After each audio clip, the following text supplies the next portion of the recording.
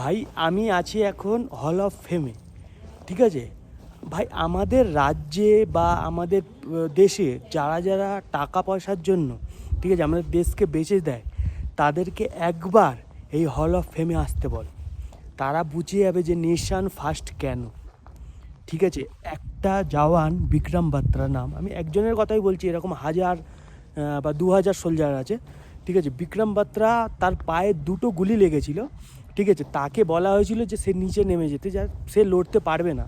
সে বলেছিল যে আমি আমার গায়ে যদি 100টা গুলিও লাগে তাও আমি লড়া ছাড়বো না। ঠিক আছে, এবার ও ওই ফাইট করতে করতেই ওকে পিছনে 5-6টা গুলি মারায় ও শহীদ হয়েছে। এরকম হাজার সোলজার আছে যে নেশন ফার্স্ট বলে।